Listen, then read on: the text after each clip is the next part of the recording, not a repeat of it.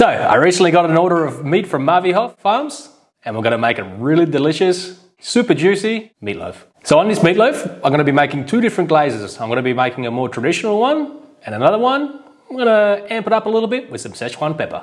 To start off with, we're going to need to blend some dried mushrooms into some breadcrumbs. The breadcrumbs I'm using are these bigger ones, which you could also use some finer ones. I just had these kicking around in the cupboard, so I'm going to use them up. And I've already done some of them, but we're going to just blend it down to a bit of a finer consistency. So, just need to plop them in the blender, and bang the top on, and then just pulse it until it's the consistency we're looking for.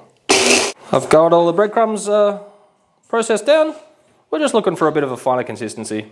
Don't be too stressed about it because we're going to be soaking it in milk anyway. So, now we're going to get the dried mushrooms, and we're going to give that the same treatment as the breadcrumbs. Alright, after you've got your mushrooms all powdered down like that, just want to go ahead and mix them in with your breadcrumbs. All the amounts and ingredients and the written recipes are going to be on the website, traditionalbutnot.com, as always. Okay, once you've got them kind of mixed together there, we're just going to add the milk. You just want to add a little bit, give it a little mix in, and we'll go ahead and add the rest. And we'll mix all that in. You just want to make sure you get all the milk mixed in so there's no dry spots. This is looking good, just like that. And now we're just going to let that sit off to the side while we get on with the rest of the ingredients. Okay, the next thing we're going to do is saute off our vegetables here.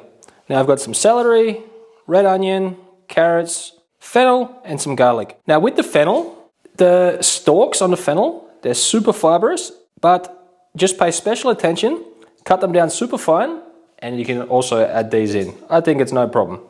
So, we'll head to the stove and we'll get these sauteing off. Alright, so in the pan, we're just going to add a little bit of oil, and we'll add in the onion. We'll get these started off, and then once they cook out a little bit, then we'll get the next one in.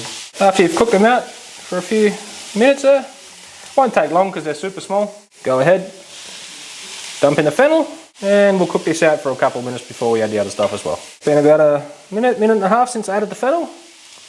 I'll go ahead, bung in the carrots, and again we'll cook this off for another minute or two before we add the next ingredient. Now we're going to add the last couple of ingredients. This is the celery and the garlic. Also at this point, I'm going to add in some salt. And now we just want to keep this on a medium-high heat. And the salt's going to draw out some of that moisture. And if there's any little sticky bits on the bottom, you want to get them up. And you just want to cook this down so it gets a little bit of colour, gets rid of most of the moisture, and gets a little, as I said, gets a little bit of colour on it to get that good flavour. Just make sure nothing burns, so just keep it moving around, keep a good eye on it, and then we'll come back when we're at the point where we need to take it off the heat. Okay, we've got a bit of an optional ingredient here. At this stage, I've got a ½ teaspoon of celery seed here. Now, this is an optional ingredient. If you have some, bang it in, just like that. We'll mix it in. I think that's going to add a little something extra to this dish. As you see, I've cooked these out a little bit, and now they still have a little bit of a crunch left to them, and they've just got a little bit of colour on them. Now, I don't want to take them too far, because otherwise they'll be too sweet when I add them into the meatloaf. So I'm just going to remove it from the heat at this point, let these cool down, and then we'll jump on to the next step. Alrighty, so I've got a kilo of mince in the bowl here, and to that I'm going to add a tablespoon of Worcestershire sauce, or W sauce. I've got a tablespoon of dark soy sauce. I've got a teaspoon of mustard, 1 whole egg and 1 egg yolk. Also, trust me on this one, I got some anchovies, also known as Italian MSG. I've also got this bowl of fresh mozzarella that I'm just going to pick bits off, just like that, and get it in there. Okay, as you can see, I've only picked about half of it and put it in. I'm going to get the other ingredients in, then we'll give it a mix, and then we'll put the rest of the mozzarella in. The rest of the ingredients are just our cooled vegetables we sauteed off. So we'll go ahead and bang all those in. You could use a spoon to mix this in, or if you had some gloves, hands, but I don't have any of those, so we'll just go ahead and give this a good mix up. I've gone ahead and already given it a little bit of a preliminary mix. Now I'm going to break the rest of the mozzarella into the bowl. And also, the bread, it's soaked up all the milk, and it's quite, sticky like that. So we're going to break that up as best we can too, and we'll get this into the bowl and mix it all through. So, once you got it all in there, we're going to go ahead and get this very well incorporated. You really want to smush it through your fingers and get everything all nicely incorporated. As you can see, I got it all mixed in, and I almost forgot, and I didn't actually pick any more up at the store, but I had a little bit left at home, is some fresh parsley on my brand new dough scraper, my ad. Look at this thing, very stylish. So, we'll bung that in. Also, I took some aside, and I made a little patty out of it and tested it, and I cooked it off and tasted it. And it needs a little bit more of the dark soy sauce. So we're going to go ahead and add another 2 spoons of that. And also we're going to add another 2 tablespoons of Worcester sauce. So we'll go ahead and get that all incorporated in, and then we'll jump on to the next step. Okay, what I've got here is a toy. This is a baking tin that is, you cannot use in the oven, but it's going to be a perfect mold for the meatloaf. So what we're going to do with the form here, we're just going to get some plastic wrap. We'll just put it over the top, and then we're going to get the mixture, and we're going to force it down in there to create the mold. Got the mixture here. Now you just want to get some of the mixture here, and you want to push it in, and you just want to put a little bit in at the start, and really push it down so there's no air bubbles at the bottom. Once you've got it all completely full and pushed down in there nice and firm, now you want to make sure that there's no air bubbles inside of this. That's very important. Once you've got it full and you've got some clinch plastic to the side there, you want to flip this out onto a tray lined with some baking paper. I got this reusable one here. Should work just fine. So we'll plop it out to one side, and we'll just peel that off. That came out a little easier than I was expecting, but yeah. So we're going to go ahead and get the rest of them made out and turned out onto this baking paper, and then we'll come back. I've got all my meatloaves turned out, formed up. Also, if you didn't want to make a loaf shape, if you wanted to make some other shape, feel free. Next thing we're going to do is we're going to lay some bacon over the top. So, simple enough, just like that. Now I've got 2 types of bacon. I've got just a normal bacon, and I've got some belly bacon which has been smoked. So I'm just going to go through and alternate the layers of the 2 different bacons over all of them, and then we'll get them in the oven. As you can see, I've got my bacon all laid over the top. This one I ran out of the thicker bacon, but I just covered it in the smoky bacon. It's going to be fine. Now, here's a little trick I picked up from an Austrian cookbook. I've just got another piece of baking paper here that I've just completely wet with just water. Now we're going to drape this over the top, just like that. This is so the bacon won't burn, but it'll start to render in the oven. And then after around 30-40 minutes, when we're ready to put the glaze on, we'll come back and we'll remove this. And then it also will help the cooking process and the meatloaf stay nice and juicy. Just like this, we're going to stick it in a preheated 200-degree oven with the fan off until the internal temperature on the inside of the meatloaf registers about 65 degrees Celsius, and then we'll come back, remove the paper, and put the glaze on, which the glaze we're going to make next.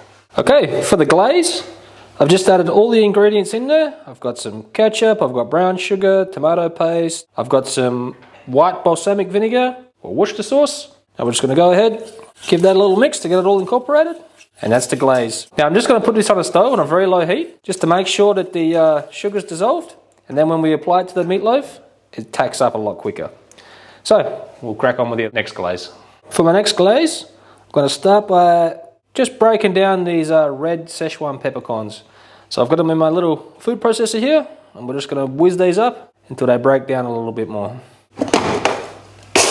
Alright, as you can see, now in my little food processor here, these won't break down completely. You still have the husks on the outside, which I actually don't have a problem with. I like that little bit of crunch that's going to be on the outside of the meatloaf. But if you don't want that, you could for sure put them in a better milling process, you could say, and get these into a super fine powder, and then add it to the rest of the things. But for me, this is going to be fine. In this glaze, we're going to start off with the same base of ketchup, and we got some brown sugar in there.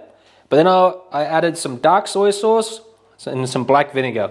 Now we're just going to add the Szechuan peppercorns. We're going to mix these in, and we're going to do the same thing as we did with the other one. We're just going to put it on the stove on a low heat, just to make sure everything gets all incorporated and the sugar's fully melted. And then we'll be ready to add it to the meatloafs when they reach the right temperature. And you see, I've taken my meatloafs out. Now they're all registering around that 65-degree mark, Celsius that is. And I've just had this on a low heat on the stove.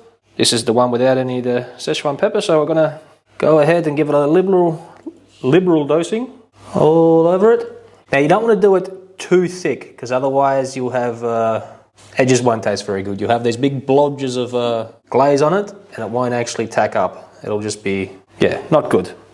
So I'm going to use this glaze on 2 of them, and then the other 2 we'll grab the other glaze, and we'll do exactly the same thing to the other meatloafs there. I've got these glazed up. Now I'm going to stick these back in the oven, uncovered, for another 10 minutes or so, until the glaze sets. I've just removed the meatloaf out of the oven. As you can see, we can make some mashed potatoes and some crispy capers. We're going to fry some capers here, so I've got some neutral oil, or high temp oil, up to temperature. I'm just going to put the capers in. These won't take long, and then we'll fry them up till they're crispy. Maybe 30 seconds or so, they'll be ready.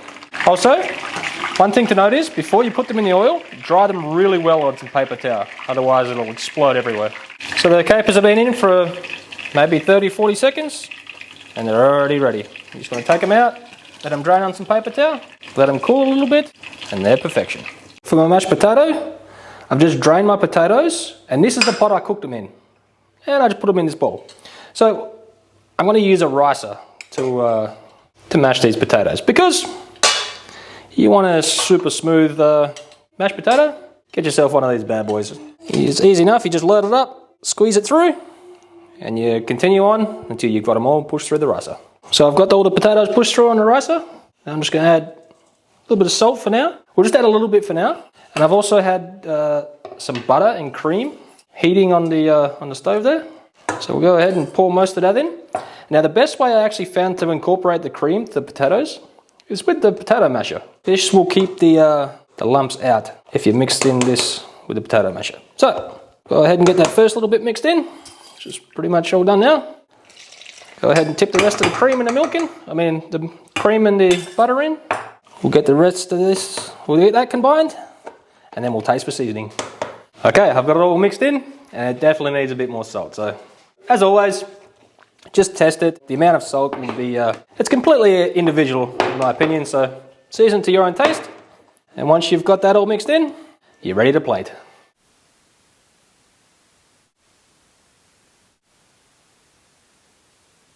You can serve whatever you want with your meatloaf. I'm the simplicity. I just like the meatloaf with some super creamy mashed potatoes and the fried capers for a little extra, kick of flavour. Let's dive in. This is the one with the Szechuan pepper glaze. That is pretty damn good. Now the original glaze one, that's a classic. Nice and sweet, bacon's cooked to perfection on the outside, and all the flavours that are going on inside this meatloaf. Coupled with the really good meat from MaVi Hof, it's a winning dish.